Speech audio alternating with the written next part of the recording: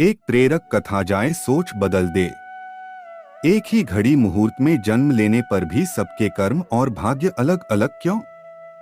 एक प्रेरक कथा।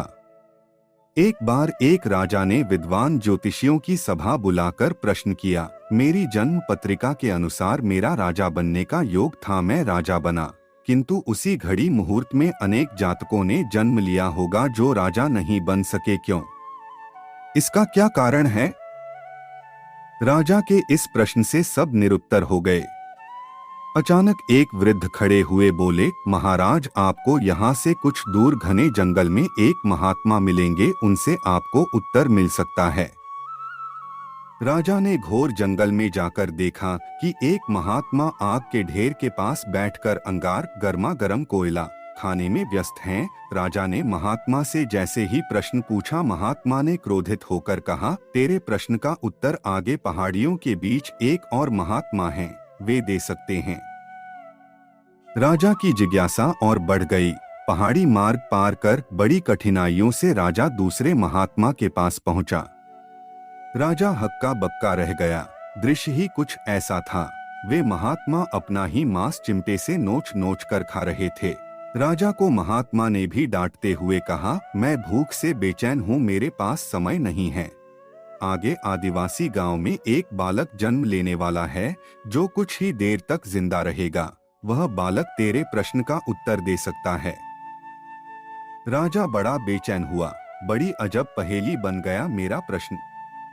उत्सुकता प्रबल थी। राजा पुनः कठिन मार्ग पार कर उस गांव में पहुंचा। गांव में उस दंपति के घर पहुंचकर सारी बात कही। जैसे ही बच्चा पैदा हुआ, दंपति ने नाल सहित बालक राजा के सम्मुख उपस्थित किया।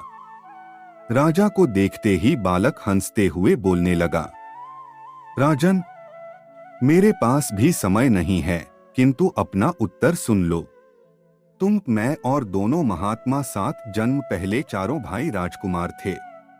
एक बार शिकार खेलते खेलते हम जंगल में 3 दिन तक भूखे प्यासे भटकते रहे। अचानक हम चारों भाइयों को आटे की एक पोटली मिली। हमने उसकी 4 रोटी सेंकी। अपनी अपनी रोटी लेकर खाने बैठे ही थे कि भूख प्यास से तड़पते हुए एक महात्मा वहां आ गए। अंगार खाने वाले भैया से उन्होंने कहा, बेटा, मैं 10 दिन से भूखा हूं, अपनी रोटी में से मुझे भी कुछ दे दो। मुझ पर दया करो, जिससे मेरा भी जीवन बच जाए। इतना सुनते ही भैया गुस्से से भड़क उठे और बोले, तुम्हें दे दूंगा तो मैं क्या खाऊंगा, चलो भागो यहाँ से। वे महात्मा फिर मांस खाने वाले भैया के निकट आए, उनसे भी अपनी बात कही, किंतु उन भैया ने भी महात्मा से गुस्से में आकर कहा कि बड़ी मुश्किल से प्राप्त ये रोटी तुम्हें दे दूंगा तो क्या मैं अपना मांस नोचकर खाऊंगा। भूख से लाचार वे महात्मा मेरे पास भी आए, मुझसे भी रोटी मांगी, किंतु मैंने भी भूख में धैर्य खोकर कह दिया कि चलो आगे बढ़ो, मैं क्या भूखा मरूं। अंतिम आशा लिए वो महात्मा, हे राजन, आपके पास भी आए, दया की याचना की। दया करते हुए खुशी से आपने अपनी रोटी में से आधी रोटी आदर सहित उन महात्मा को दे दी। रोटी पाकर महात्मा बड़े खुश हुए और बोले, तुम्हारा भविष्य तुम्हारे कर्म और व्यवहार से फलेगा। बालक ने कहा, इस प्रकार उस घटना के आधार पर हम अपना अपना भोग भोग रहे हैं। और वो बालक मर गया। धरती पर एक समय में अनेकों फल फूल खिलते हैं, किंतु सबके रूप, गुण, आकार, प्रकार, स्वाद भिन्न होते हैं।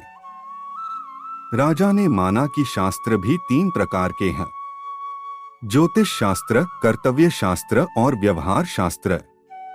यही है जीवन। गलत पासवर्ड से एक छोटा सा मोबाइल नहीं खुलता। तो सोचिए, गलत कर्मों से जन्नत के दरवाजे कैसे खुलेंगे।